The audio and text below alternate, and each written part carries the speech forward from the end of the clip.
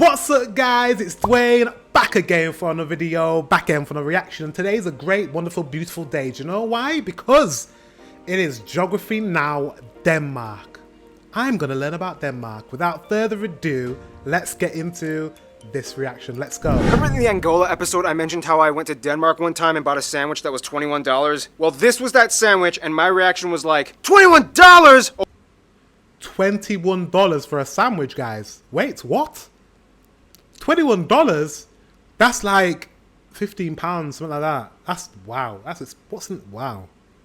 Expensive. Well, this better be the best sandwich I've ever had in my life. Yeah. You got lucky. It was a good sandwich. It's time to learn geography now! Hey everybody, I'm your host Barbie, Legos, Vikings, and Roll Method. We got a lot to cover, so let's jump in. Ah, Denmark, the link between the rest of Europe and Scandinavia. So much to discuss. Denmark is classified as a Nordic country, hence located in the Northern European region, even though it's kind of like the southernmost state in the Nordics. Full disclaimer, ignore Wikipedia. I'm gonna pronounce the location names in their proper Danish context. So here we go. Denmark is made of the Jutland, not Jutland, peninsula that connects to Germany in the south, as well as 1,419 islands. Of those, only 443 are named, and 74 are inhabited. With the largest island being Sjælland, not Zealand, which is not to be confused with Dutch Zeeland, which is not to be confused with New Zealand, although they did get their name. I can't take it! That's too much information! It is connected to Fyn Island, not Finn Island, by the Great Belt Bridge completed in 1998. The country is divided into 5 regions, the capital being Copenhagen, located on Sjælland. Copenhagen is home to a myriad of historical sites, palaces, statues, residential units that are all the same height and style, with pockets of colorful, quaint, cozy shops and cafes, and dangerous bicycles. It looks very nice. I like the colors. It's very colorful. It looks very clean as well. Lanes that you are not supposed to walk on. Now this is where things are going to get a little spiced up. And by spiced up, I mean freezing cold and covered in whale blubber. Denmark, for those of you who didn't know, is a kingdom, one of the last surviving ones in Europe, and is currently under the headship of chain-smoking Queen Margaret II. These still fall under Danish sovereignty and make up the massive Greenland island and the little Faroe Islands. Margaret II is your queen. Didn't know that. I don't know enough about royal families out in Europe, other royal families other than King Charles and our late Queen Elizabeth. Yeah, I didn't know about Queen Margaret. And I didn't know that Greenland and all these places are still part of Denmark. And they form Danish sovereignty and make up the massive Greenland island and the little Faroe Islands. Both of these places are radical. The Faroe Islands, which is very, very, very, very, very close to Scotland. It's interesting that it's not, the Faroe Islands is not part of the UK. Maybe we didn't want it. I wonder what happened. I need to learn about the Faroe Islands. I wonder why it's not part of the UK and why we didn't fight for it. And there was no beef between us and Denmark. Radically different from mainland Denmark. For one, Greenland is primarily inhabited by native Inuit tribal peoples that live on the island and is 80% covered in ice year-round. The Faroe Islands are a conglomeration of 20-ish mystical, cloudy, windy islands that have this crazy-looking lake that looks like it's about to spill over the cliffs into the ocean. These two areas have their own self-governing home rule, otherwise only depending on Denmark for military, justice, currency, and foreign affairs. Otherwise, I mean, that's pretty much it. I mean, historically, they did try. So it's like an overseas territory. So kind of like the UK and what's that place in in Spain? You know what I mean? You guys know what I mean. We have like a part in Spain which is part of the UK, but it's like an overseas territory. They rely on our military, but they're kind of independent. Yeah, similar. Try to kind of create an empire by colonizing parts of the Caribbean, Ghana, India, and then in the Nicobar Islands in the Indian Ocean, but they kind of ran out of money and ended up selling everything to other countries. Too bad. It would be awesome to see people in the Indian Ocean speaking Danish. Nonetheless, mainland Denmark is kind of like a fast-moving economic machine. Let's talk about how.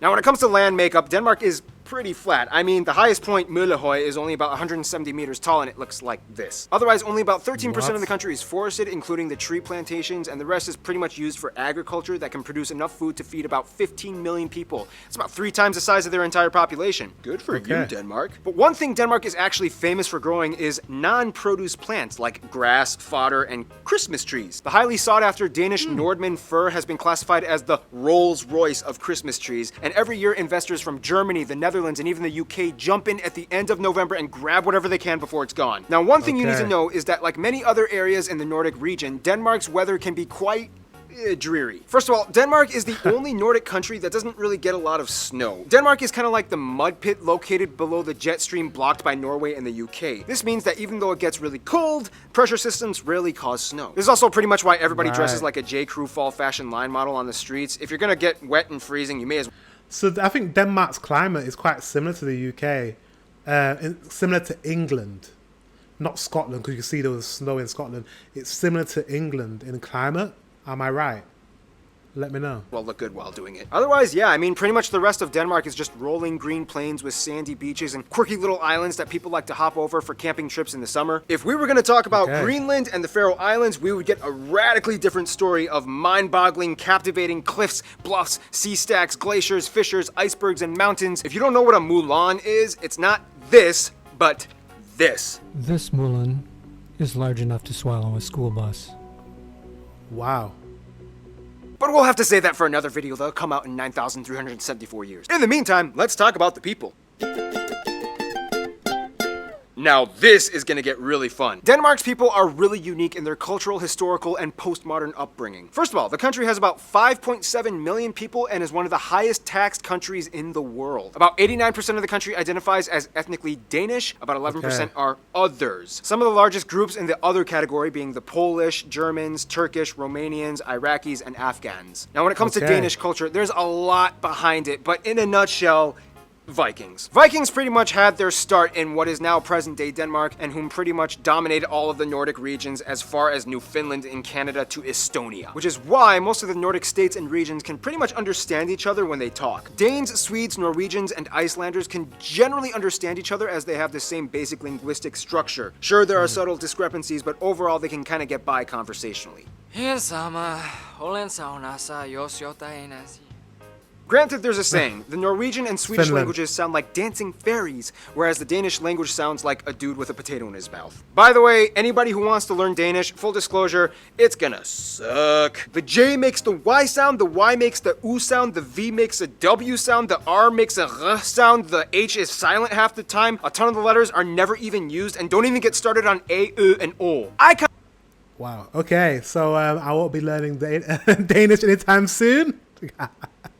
I discovered a little trick though when I went to Denmark. When speaking Danish, all you really have to do is kind of like pronounce the first part of the word that you think makes a sound, and then just kind of like give up on the rest of the word. For example, Copenhagen, Nybroggen, Løvstrand. I'm literally just listing names of places in Copenhagen that I've been to. Honestly though, you really won't have much of a problem getting around if you speak English. Over 80% of the entire country, mostly the younger generation, speaks proficient English to the point where they don't even need subtitles when watching American TV shows and movies. Also, keep in mind, Greenland has its own language that is completely unintelligible, as it's an Inuit language closer to the indigenous Inuktitut and Yupik languages found in Canada and Alaska. And Faroese is pretty hard for most Danish people to grasp, as it actually has more words rooted in the ancient Norse language, and it's actually more intelligible to Icelandic. Back to culture though, Denmark has definitely left its mark, whether it's notable figures like author Hans Christian Andersen, philosopher Søren Kierkegaard, or whether... How do you pronounce his name? That's actually how you pronounce his name. Wow. It's not Søren Kierkegaard.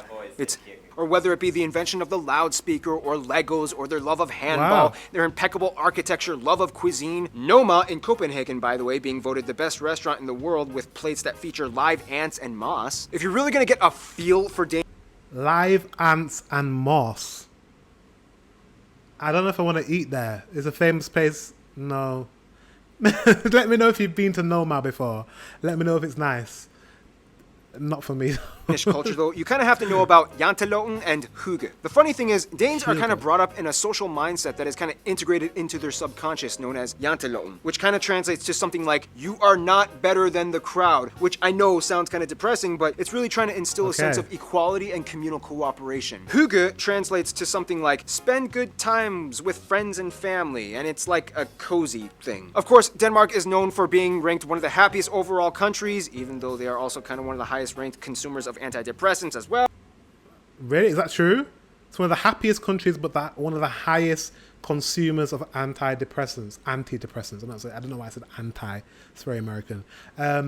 Wow, okay. That's interesting, isn't it? As well. But hey, they still pull off everyday life looking oh so good, even if it's during one of those really loud annual emergency drills. Okay, Christine, explain what's happening right now. Denmark is testing the sirens for warfare. Yeah, when we're being attacked by the Germans again. I'm scared. I'm really scared right now. Let's run. Is that normal? Do you guys test out your sirens in case of an emergency? Does that really happen? To the security basement. The Germans are coming! Speaking of Germans,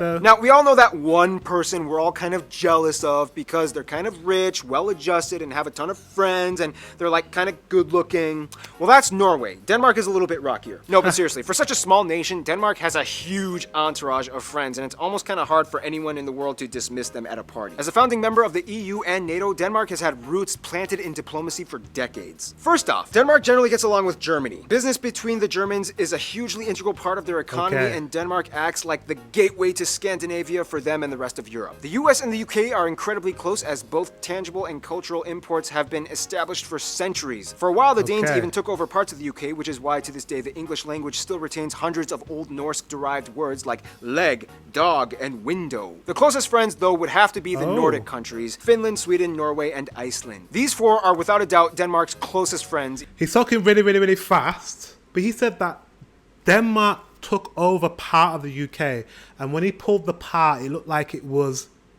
Scotland, but was it Eastern Scotland? Western Scotland. Western Scotland. Interesting.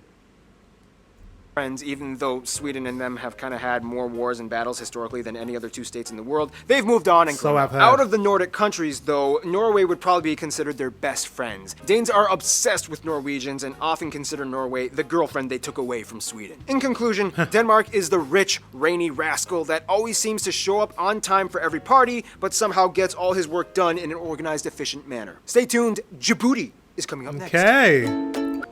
I love that. Denmark. I need to go and visit and see you guys.